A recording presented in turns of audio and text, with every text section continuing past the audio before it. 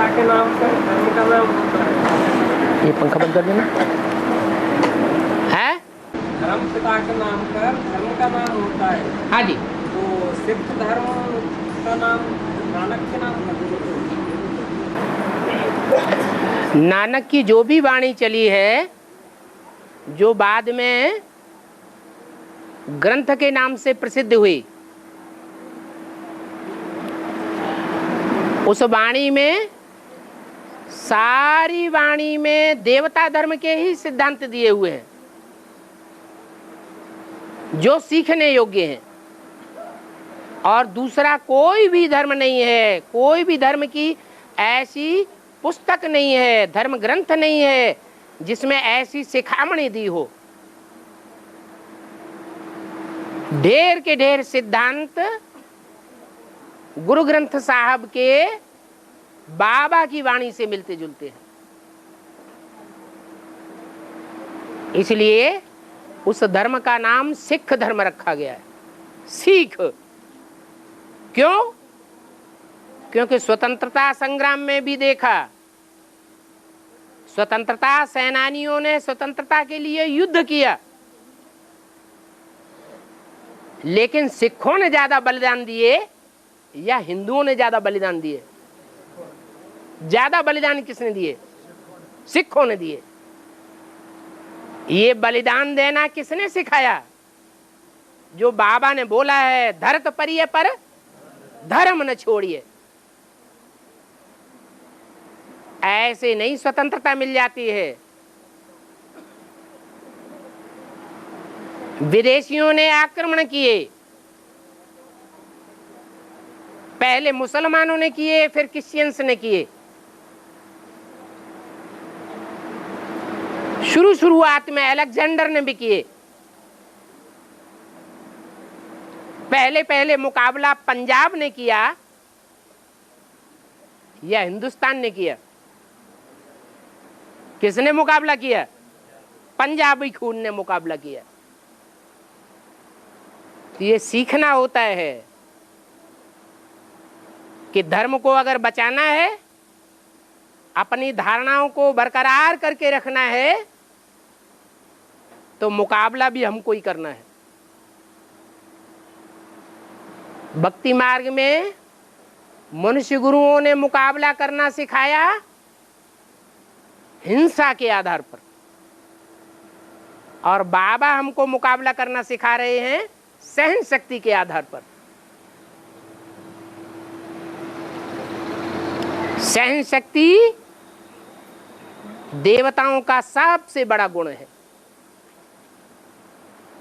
गुणराज कहा जाता है। अभी विजयमाला के दाने वो ही बनेंगे जो अदम्य सहन शक्ति को धारण करेंगे। नहीं तो यज्ञ के आदि की तरह, जैसे राम फेल हो गया, ऐसे ही फेल हो जाएंगे। और अब सबसे पहले रामकृष्ण की आत्माओं का OMI का पार्ट क्लियर होता है, लेकिन सबसे पहले दो का थोड़ा ही कहेंगे। सबसे पहले जब कहेंगे तो जरूर एक ही निकलेगा। मतलब उसके बाद कृष्ण वाली आत्मा और राम वाली आत्मा दोनों का ही होता है। अरे दोनों का पार्ट एक साथ क्लियर होता है या एक का क्लियर होता है? पहले पहले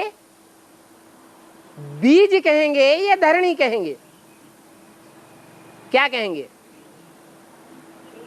इसलिए कोई बच्चे से पूछा जाता है तो कोई माँ का नाम पूछता है या बाप का नाम पूछता है? बाप का नाम पूछता है। राम बाप को कहा जाता है और कृष्ण बच्चे को कहा जाता है। ना समझ वाली आत्मा को बच्चा कहा जाता है। मुरली ब्रह्मा के मुख से आई, जैसे वेदवाणी आई। शास्त्रों में लिखा है ब्रह्मा के मुख से क्या निकले? वेद निकले। लेकिन वेदों के मर्म को ब्रह्मा ने या मनुष्यों ने पहचाना क्या? नहीं पहचाना। उस वेदवाणी को भी भगवान ही आकर के टीचर बन करके क्लैरिफाई करता है, और जिस मुकर्रर रथ के द्वारा क्लैरिफाई करता है, व्याख्या करता है, वो सुप्रीम टीचर ही संसार के सामने पहले प्रत्यक्ष होता है। वो एक ही स्वरूप है, एक ही पर्सनालिटी है, जो सुप्रीम बाप भी है, सुप्रीम टीचर भी है, और सुप्रीम गुरु अर्थात सदगुरु भी है। बाकी सब गुरु की स्टेज में हो सकते हैं, लेकिन सदगुरु सत्य एक होता है, सत्य अनेक नहीं हो सकते। हाँ, अब आगे। दोनों आत्माओं का क्लियर होता है नंबर 1। फिर वही दोनों आत्माएं घुसेड़ दी। एक के बाद मतलब फिर कृष्ण का भी क्लियर हुआ। पहले एक प्रत्यक्ष होता है, नहीं, पहले जो एक प्रत्यक्ष होता है उसके साथ साथ जो बाप होता है, बाप के साथ साथ माता भी प्रत्यक्ष होनी चाहिए। और जो नारायण संसार में प्रत्यक्ष होता है, तो जगत की माता कौन हुई है? नारायण तो पिता हो गया, तो जगत माता कौन हुई है? जगदम्बा। जगत माता जगदम्बा पहले होती है या भारत माता पहले होती है? पहले भारत होता है या पहले जगत होता है? पासा पलट गया।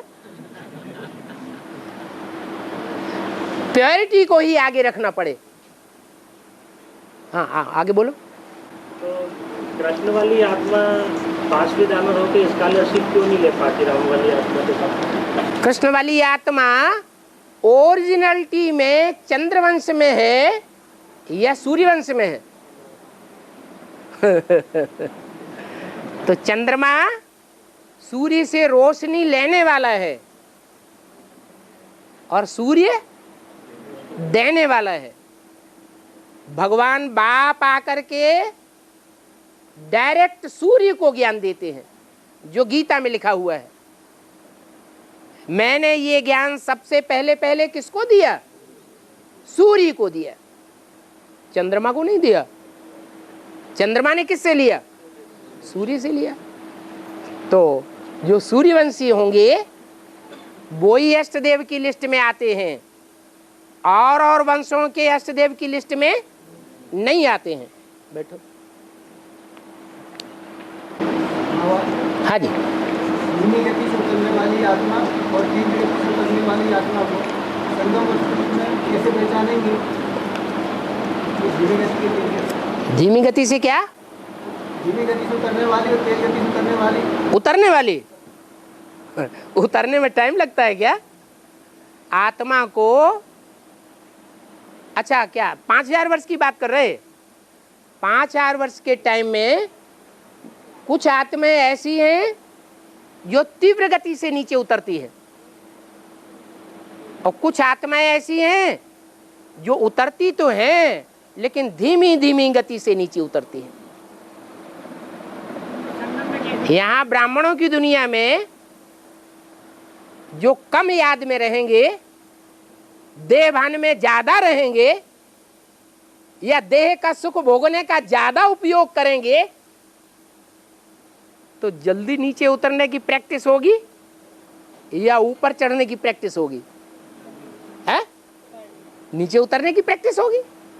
और जो संगम युग में आत्मिक स्थिति में ज्यादा रहेंगे और आस्तिक स्थिति में ज्यादा रहने के कारण बाप की याद में भी ज्यादा रहेंगे,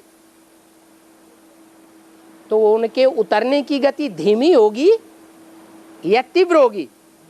धीमी गति होगी। ये तो सीधी सहज बातें हैं। जो ईश्वरीय सेवा में लगातार लगे रहेंगे, सोते जागते हर समय जिनकी ईश्वरीय सेवा होती है उनको बाप याद करते हैं। बाप किसको याद करते हैं? सर्विसेबल बच्चों को याद करते हैं। तो जो सर्विसेबल बच्चे बाप की याद के पात्र बन गए तो बच्चे की याद तीखी हो जाएगी या धीमी होगी? बाप जिन बच्चों को याद करता है, बाप की याद की डोर बच्चों से मिलती है, और बच्चे तो जितनी ताकत है उतनी याद की डोर बाप के पास पहुंचाते हैं। तो बाप की याद की डोर जिन बच्चों के साथ मिलती है वो याद में तीखे जावेंगे या हल्के जावेंगे? तीखे जावेंगे। और तीखे जावेंगे तो उतरने की गति भी उनकी है धीमी हो जाएगी। यही काम जो है प्रैक्टिकल में 5000 वर्ष भी चलता है। यहाँ संगम युग में भी वैसी ही शूटिंग होती है और 5000 वर्ष में भी वैसी शूटिंग होती है।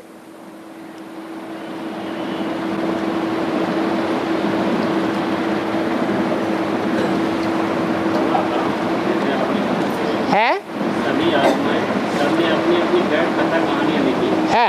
तो रामायण तो राम ने ही लिखा हाँ। और महाभारत और भागवत को कृष्णदेव है। जो युद्ध का दृश्य दिखाया है, जो युद्ध का दृश्य दिखाया है कि युद्ध के मैदान में गीता बोली गई।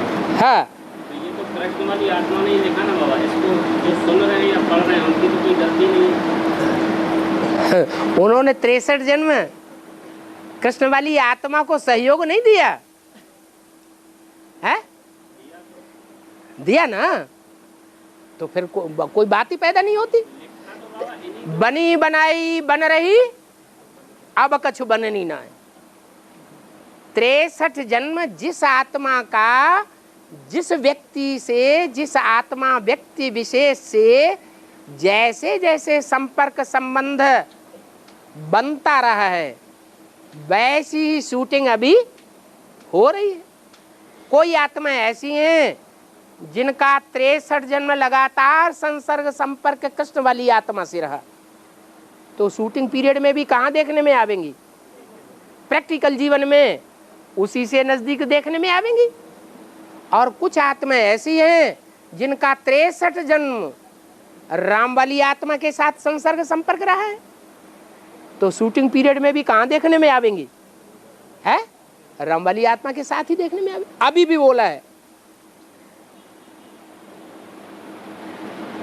बाप दादा बच्चों के बिगड़ नहीं रह सकते और बच्चे बाप के बिगड़ नहीं रह सकते। कम से कम फोन से तो कनेक्शन जुटा ही रहना चाहिए हर समय। दुनिया वालों के लिए क्या बोला? दुनिया वालों के लिए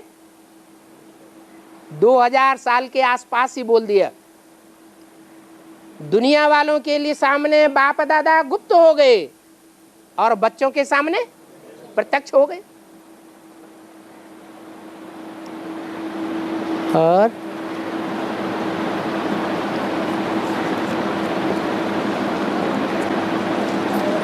शास्त्रों को लिखने की जरूरत ही क्या है? शास्त्रों को लिखने की जरूरत ही क्या? माने शास्त्र लिखने वाले जो हैं उस लिस्ट में रामकृष्ण की ही आत्माएं हैं, हम नहीं हैं। हमने अपनी कोई जीवन कहानी नहीं लिखी। लिखी कि नहीं है? लिखी होगी। और भक्ति मार्ग में भारत की जिन पवित्र नदियों में स्नान करने जाते हैं तो उनमें ब्रह्मपुत्र नदी ऊंची ऊंची स्टेज में पहाड़ों पर बैठती है, लेकिन फिर भी पतित पावनी का गायन गंगा नहीं क्यों? इसलिए है, बैठ जाइए, जो बहुत ऊंची स्टेज में बहता है, बहुत ऊंची स्टेज का पुरुषार्थ करता है, वो पहचान में जल्दी आता है? नहीं आता है। गंगा के लिए गायन है, राम तेरी गंगा मैली, जब दुनिया मैली होती है तो राम की गंगा भी मैली होती है। वो ब्रह्मपुत्र तो ऐसी नदी है कि 63 जन्मों में सारी दुनिया नीचे गिरती है, गड्ढे में जाती है, लेकिन वो उतनी तीव्र गति से नीचे नहीं जाती है। सिर्फ आखिरी जन्म में आकर के पहाड़ की स्टेज को छोड़ती है और हट्टी गऊ के संपर्क संसर्ग में आती है, गौ हट्टी, तब उसका ये हाल होता है। और विष्णु बनने के लिए ब्रह्मा पहले बनना पड़ेगा। ब्रह्मा पहले या विष्णु पहले है? विष्णु से ब्रह्मा तो नहीं कहा, वो तो 5000 वर्ष में लगता है, तो वो कौन कहेगा? यहाँ संगम युग का गायन है 1 सेकंड का, ब्रह्मा सो विष्णु, और सभी ब्रह्मा है, और सभी को ब्रह्मा विष्णु जैसी संपन्न स्टेज धारण करनी है। रुद्रमाला के मणकों में शिव की प्रवेशता नहीं होती है। लक्ष्मी है तो अरे रुद्रमाला के मणकों में शिव की प्रवेशता होती है या नहीं? बात खत्म। और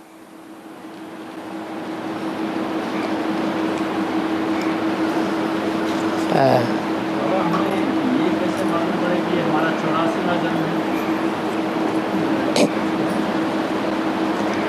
अभी और पतित होने की इच्छा है या नहीं है? हैं? उन्हें संशय पैदा हो रहा है हमारा ये 84वां अंतिम जन्म नहीं है, अभी और नीचे जाना चाहिए। अभी पेट भरा नहीं है, हैं? वो बात नहीं, क्यों? अरे भिखारी बनने की भी, कीचड़ में गिरने की भी, गड्ढे में लौटने की भी एक हद होती है कि नहीं होती है? हैं? गेंडा होगा, भैंसा होगा तो फिर भले चाहेगा चलो और लौटो,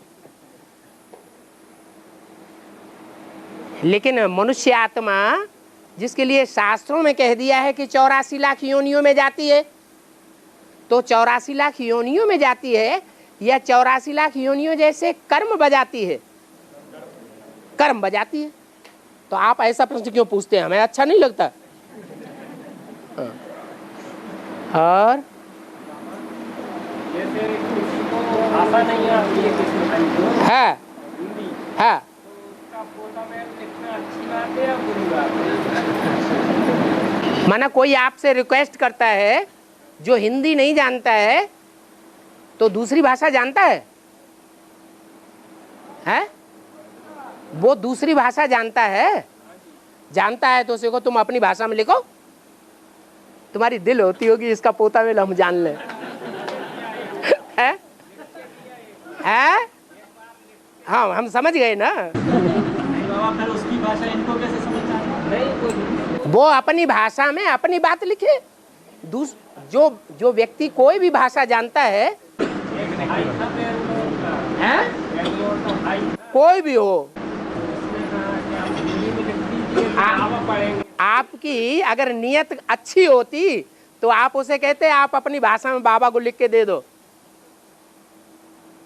आपको क्या दरकार दूसरे का गंदगी अपने कानों में डालने की? सागर तो समा लेगा और हम सागर तो है नहीं, तो हमारा तो माथा खराब हो जाएगा। और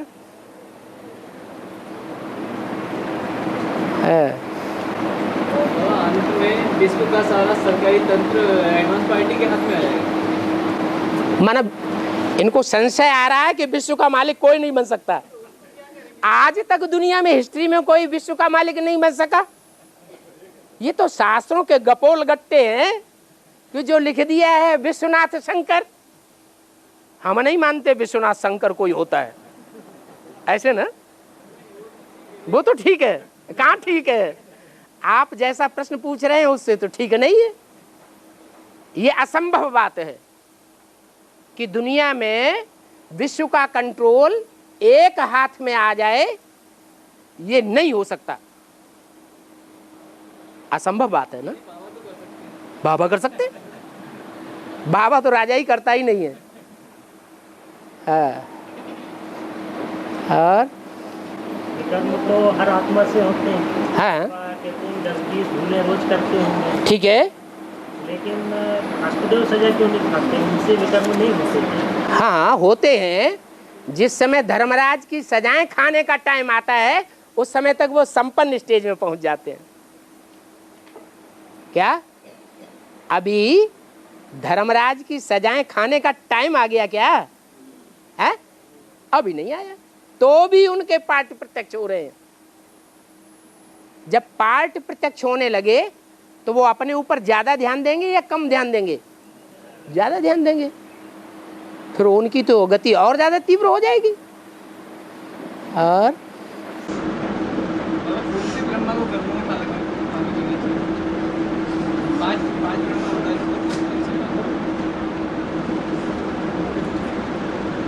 ब्रह्मा शब्द जो है वो अम्मा के लिए लागू होता है। किसके लिए? अम्मा के लिए। ब्रह्मा ने ही बड़ा, माताओं के बीच में जिसने बड़ी माता का पार्ट प्रैक्टिकल में बजा के दिखाया।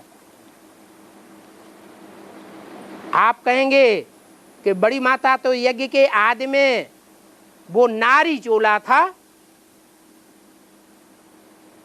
वो ब्रह्मा है, तो क्या उसने प्रैक्टिकल में पार्ट बजा के दिखाया? दिखाया है? नहीं दिखाया। जैसे दुनिया में नाटक होते हैं, ड्रामाबाजी होती है, तो दुनियावी मनुष्यों में कोई एक बाप होता है, एक उसका बच्चा होता है। बच्चा हीरोइन का पार्ट बजाता है और बाप हीरो का पार्ट बजाता है। ऐसे ही जो यज्ञ के आदि में स्त्री चोला था, वास्तव में जगदम्बा था, वो तो जगदम्बा का प्रैक्टिकल में पार्ट सहनशीलता का नहीं बजा पाया। फिर किसने बजाया है? जो पहला बच्चा पैदा हुआ। मां में ज्यादा ताकत होती है या मां से पैदा हुआ पहलौटी का बच्चे में ज्यादा ताकत होती है? है? बच्चे में ज्यादा ताकत होती है। इसलिए वो पार्टधारी बच्चा माता से भी आगे निकल गया मां का पार्ट बजाने में। कौन है? दादा लेखराज ब्रह्मा। और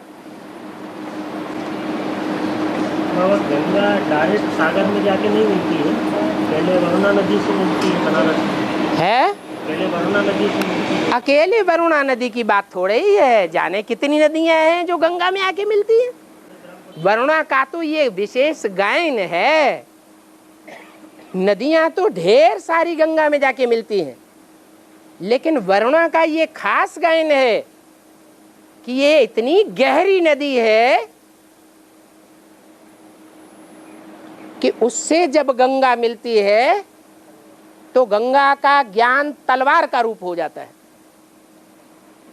और नदियों से मिलती है तो ज्ञान तलवार नहीं बनती है। जब वरुणा से मिलती है तो ज्ञान तलवार का रूप धारण कर लेती है। और शास्त्रों में गंगा से भी ज्यादा पवित्र नर्मदा को बताई है। गंगा से ज्यादा पवित्र नर्मदा को सिर्फ बताई या प्रैक्टिकल में करके भी दिखाई? शास्त्रकारों ने नर्मदा नदी में स्नान करके भी ज्यादा दिखाया या सिर्फ बता ही दिया? मुंह बक्का ज्यादा अच्छा या प्रैक्टिकल करने वाला ज्यादा अच्छा? तो प्रैक्टिकल में कहाँ स्नान करते हैं? गंगा में ज्यादा स्नान करते हैं। तो दुनिया गंगा को मानेगी या नर मादा को मानेगी? वो तो नर का भी पार्ट बजाती है, मादा का भी पार्ट बजाती है। नाम ही उसका पड़ गया नर्मदा। शिखंडी होगी, जगदम्बा का पार्ट होगा। जगदम्बा का उतना गायन नहीं है, वो सरस्वती नदी का गायन है। सरस्वती जगदम्बा वो गुप्त नदी है। यज्ञ के आदि में भी पार्ट बजाया, वहां भी गुप्त हो गई थी, और अभी भी कैसा पार्ट बजा रही है, अभी भी गुप्त हो गई। और बड़ी तो है, छोटी है क्या? बड़ी है तभी तो जगदम्बा नाम पड़ा। ज्ञान की बड़ी नदी है, इतनी बड़ी है प्रैक्टिकल में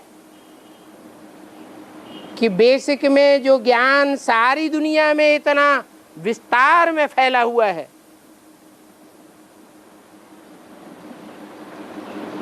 वो बेसिक ज्ञान के बड़े बड़े धुरंधर दीदी दादी दादियां उस जगदम्बा से ज्ञान में मुकाबला नहीं कर सकती, दूर भागती हैं बात करने में। और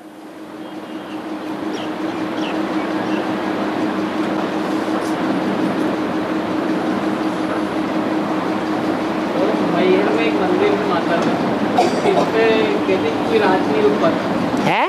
मैहर में एक मंदिर है माता का, तो वहाँ पे मतलब कोई राज नहीं रुक पाता, हाँ, मतलब रात में मर जाते हैं। तो एडवांस पार्टी वाले क्या वहाँ पे जाके बैठ सकते हैं? सुनी सुनाई बातों से ही भारतवासियों ने दुर्गति पाई है कि कोई भारतवासी ने जाकर के प्रैक्टिकल मर के भी देखा है। आप कौन से भारतवासी हैं?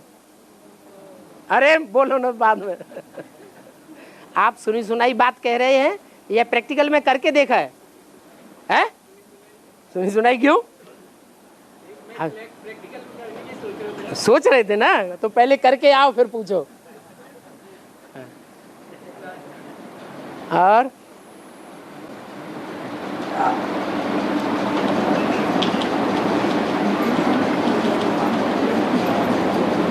हाँ जी,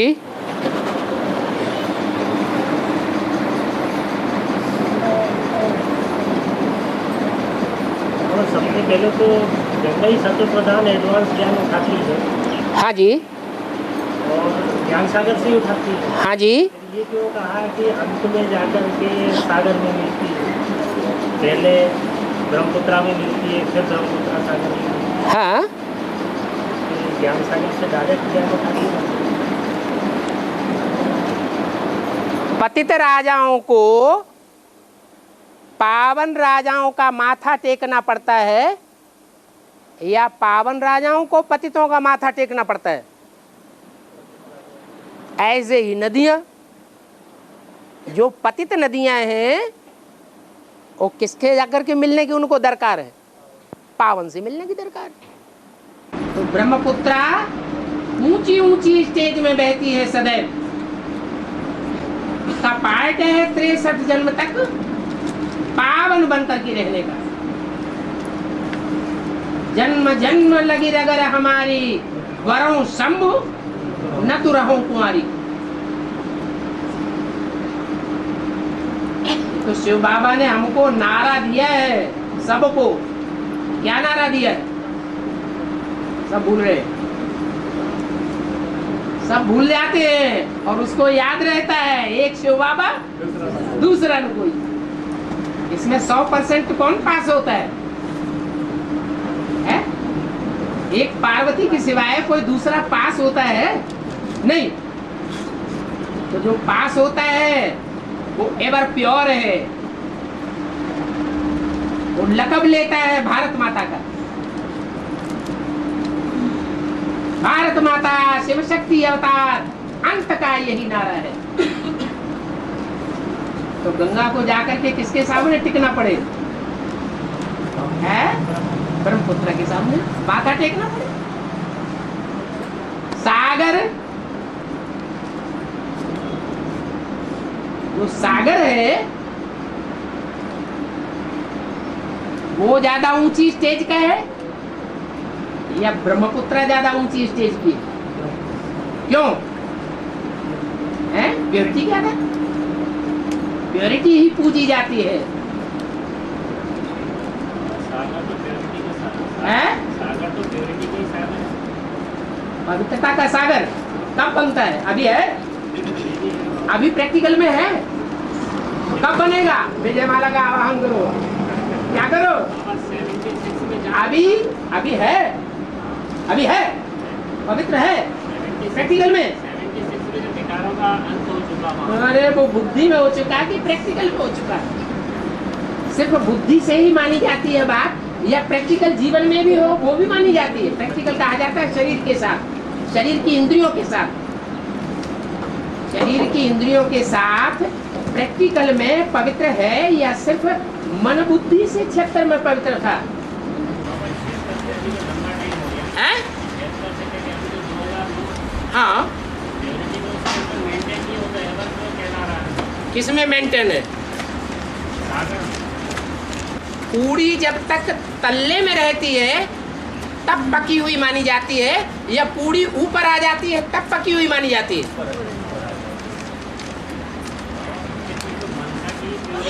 अब मनसा की प्योरिटी को प्योरिटी नहीं कहा जाता। मनसा से हम कहें पवित्र हैं, हम मनसा से। और प्रैक्टिकल इंद्रियों में, इंद्रियां अगर क्षरित होती रहे, इंद्रियों से अगर जो शक्ति है वो क्षीण होती रहे, तो अमोघ वीर्य ये कहेंगे हैं? फिर हाँ जी, माताओं के लिए लकब है, माताएं स्वर्ग का गेट खोलेंगी। पुरुष तो साथ दुर्योधन दुशासन है। अभी भगवान बन गया, शंकर शिव बन गया कि बन जाएगा, जो शिव शंकर एक हो जाएगा भक्ति मार्ग में। अभी शिव शंकर एक कहें या अलग अलग हैं? अभी स्वभाव संस्कार से निराकारी, निर्विकारी, निरहंकारी दोनों आत्माएं हैं, या एक है एक नहीं है? अभी क्या स्टेज है? बच्चों की दृष्टि में, बच्चे जब लुढ़केंगे तब पता चलेगा, तब बताएंगे। वर्तमान की दृष्टि नहीं मानी जाती है, दृष्टि तब की मानी जाएगी जब माया की फाइनल परीक्षा होगी। अभी तो कुछ भी मोहबक्का करते रहे। और मन बुद्धि जब तक इंद्रियों में लिपायमान नहीं हो, जब तक तो इंद्रियां अपना भोग होगी नहीं सकती। हाँ, तो फिर मन बुद्धि तो क्षेत्र में सही होगी, फिर भोग कैसे होगा? मन बुद्धि क्षेत्र में सही हो गई, हाँ, मतलब तो मन बुद्धि ने सिर्फ अपना फैसला दिया सही, या प्रैक्टिकल कर्मेंद्रियों के द्वारा कर्म भी करके दिखाया? जज लोग होते हैं, फैसले तो बड़े बड़े ऊंचे ऊंचे कर देते हैं, लेकिन प्रैक्टिकल जीवन भी उनका ऐसा होता है, धर्मराज ऐसा है।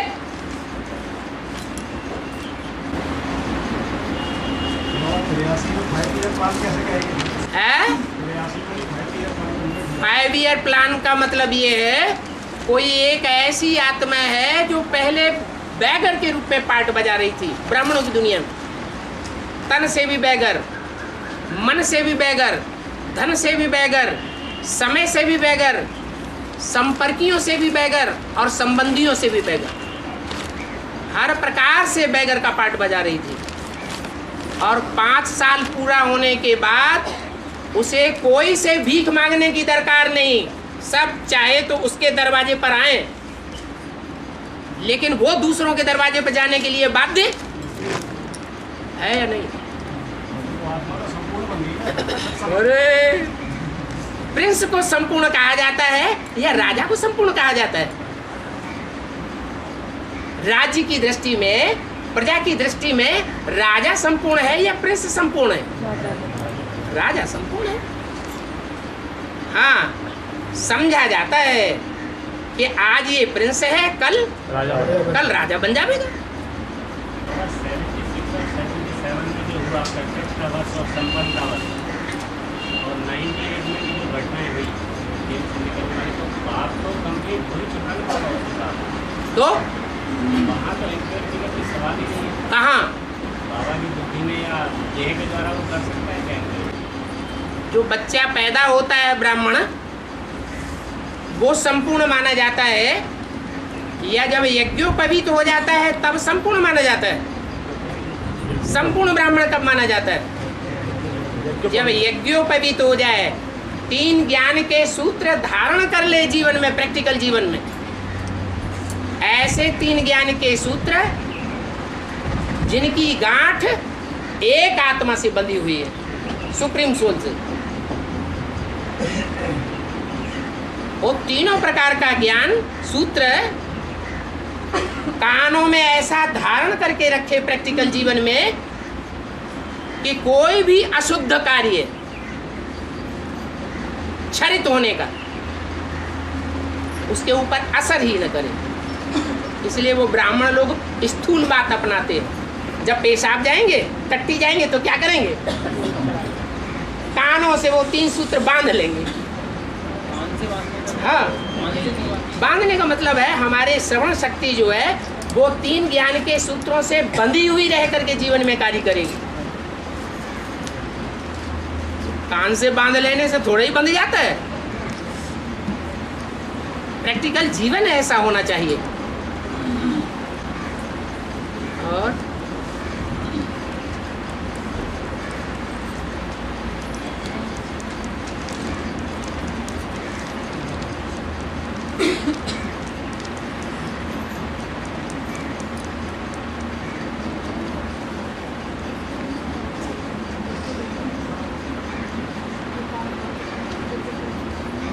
कोई ने प्रश्न लिख के भेजा है, नर्मदा को बुढ़ी क्यों कहा जाता है? यही लिखा है, कुछ काटा पीटी है, समझ में नहीं आ रहा है? इसने लिखा है,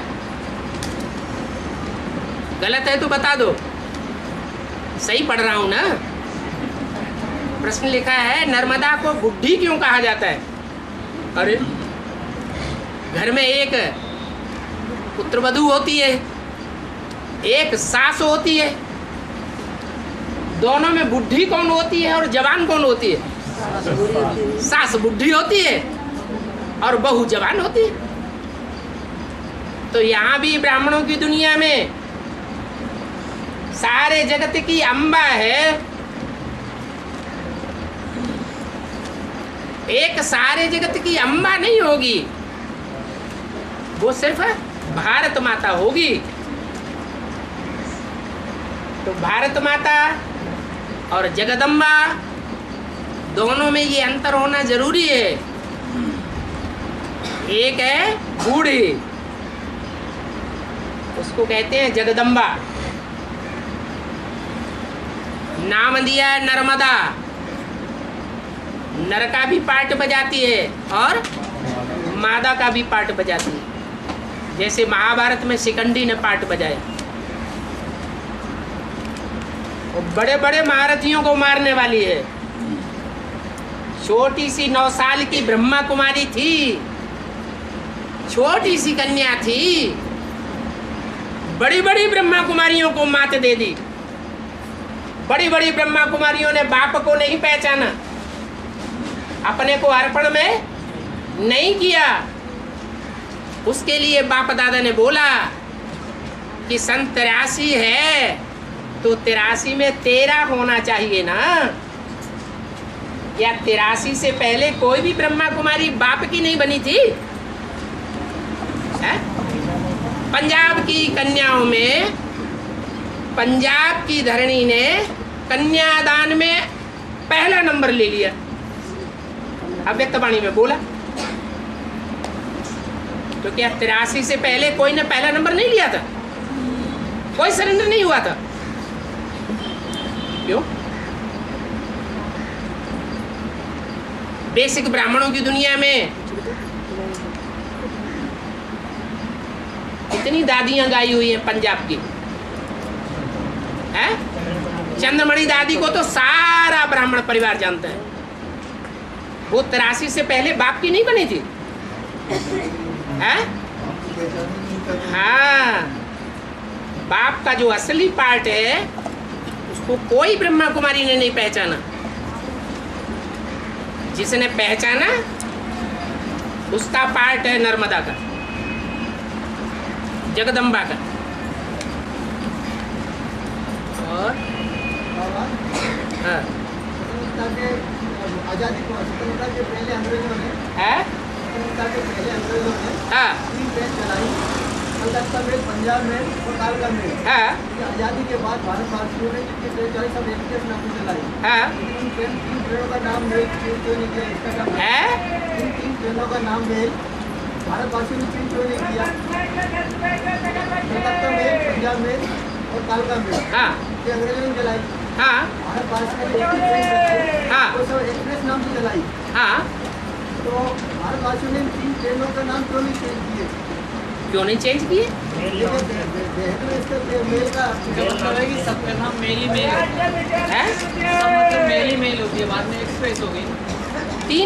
3 ट्रेनों के लिए बोला है कि 3 का नाम मेल था, एक पंजाब मेल,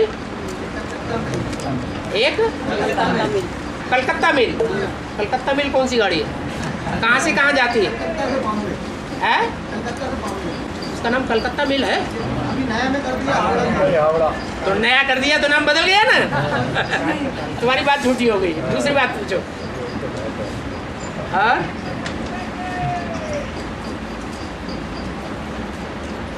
एक ही ट्रेन चलेगी तो 4.5 उसमें बच जाए। अंत में एक ही ट्रेन चलेगी। जैसे यज्ञ के आदि में हिंदुस्तान और पाकिस्तान के बीच जब हिंदू मुसलमानों की मार काट हुई तो जो उस समय पहली ट्रेन चली गई,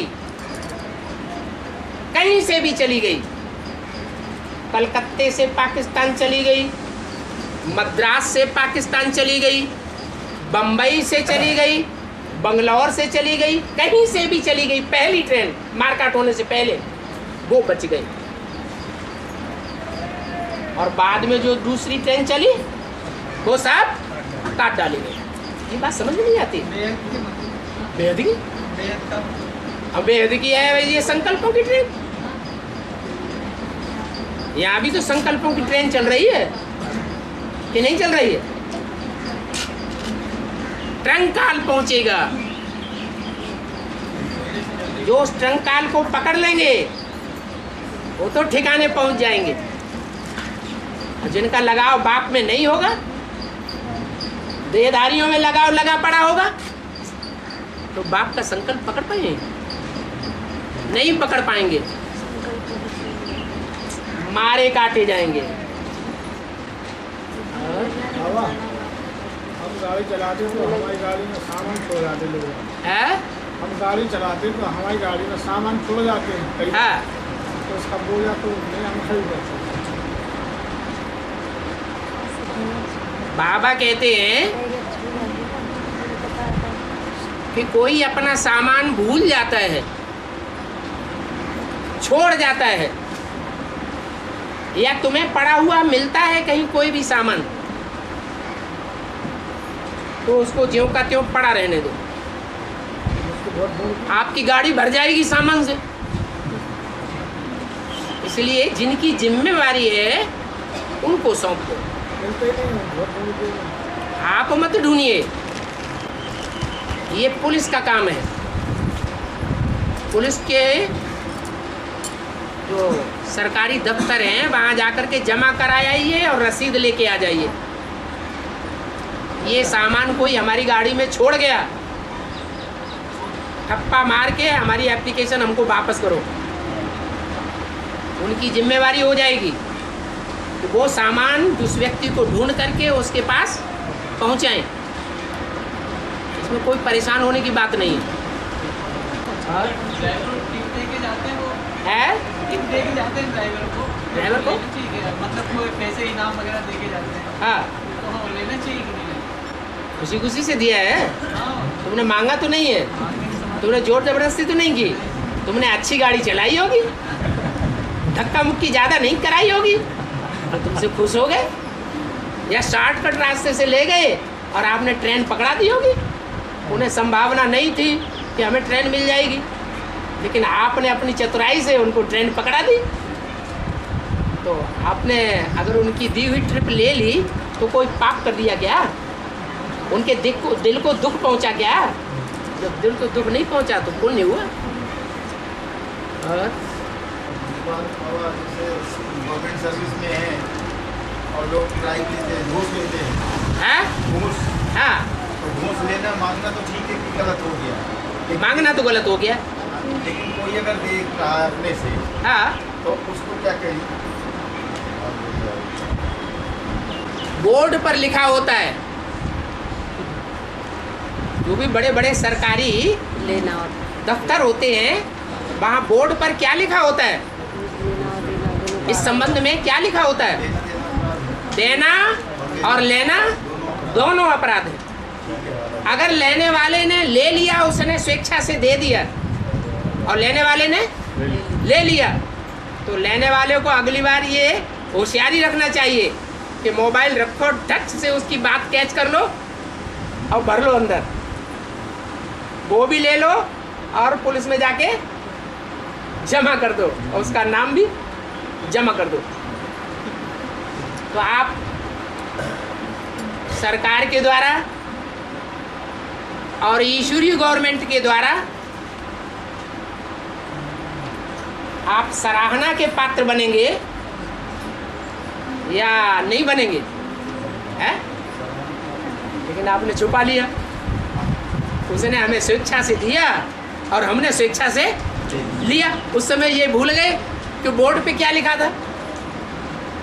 बोर्ड पे तो लिखा हुआ है ना, देना और लेना दोनों ही अपराध है।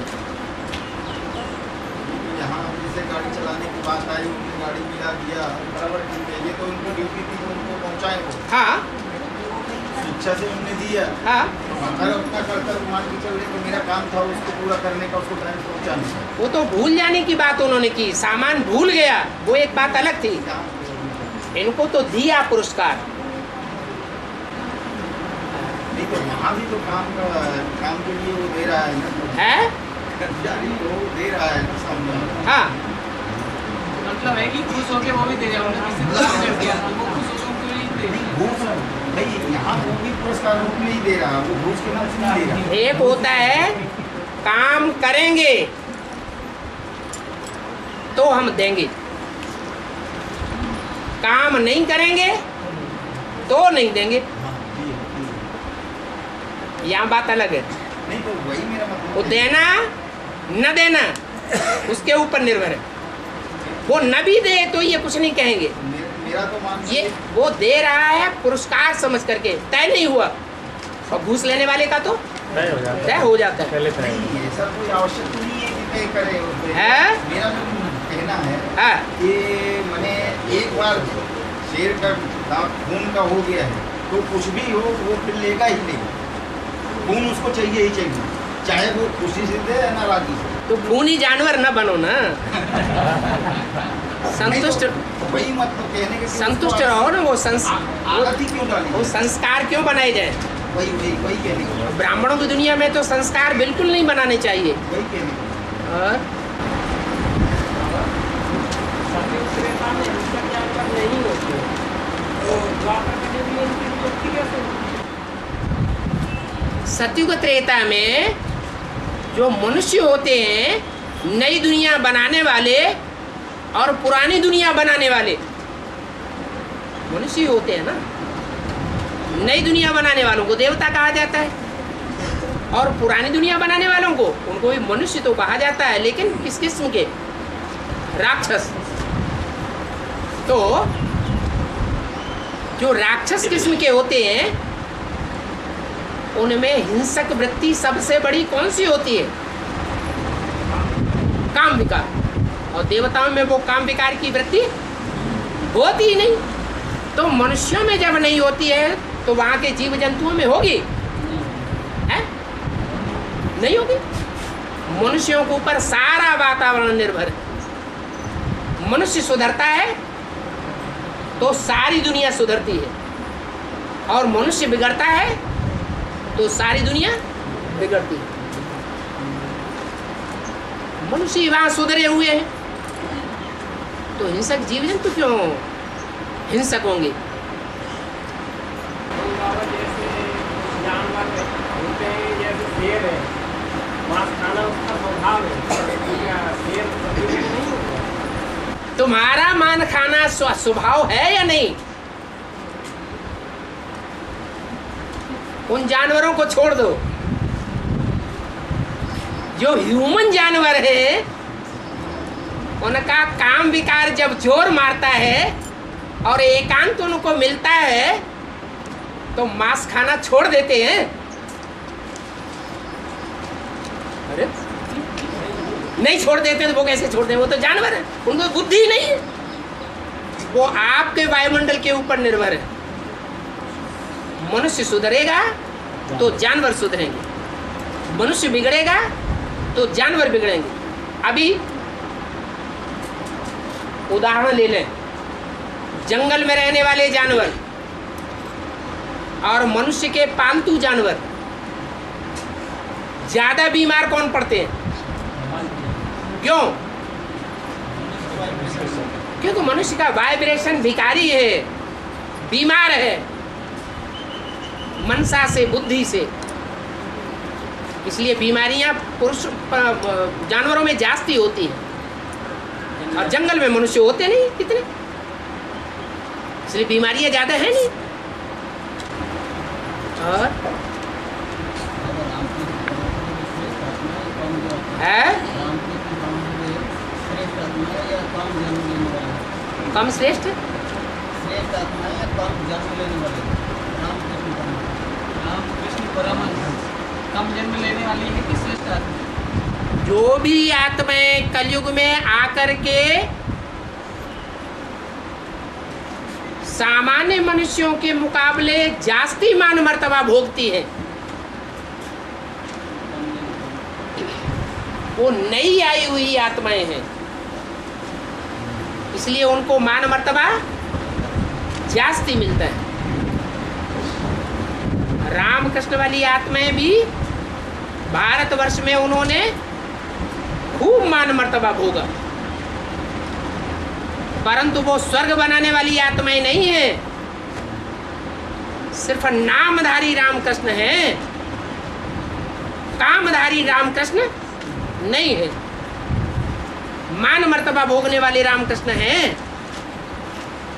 जो संगम युग में असली रामकृष्ण की आत्माएं हैं वो मान मर्तबा नहीं भोगती पुरुषार्थी जीवन में, उनको तो ग्लानि ही ग्लानि मिलती है।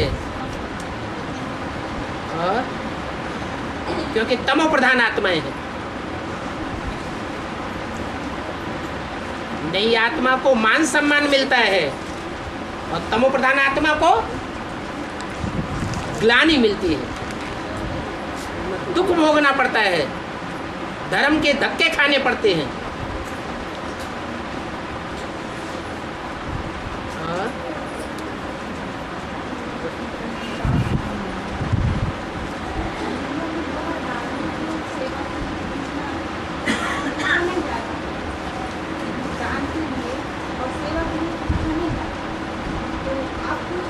दान के लिए और सेवा के लिए पूछा नहीं जाता।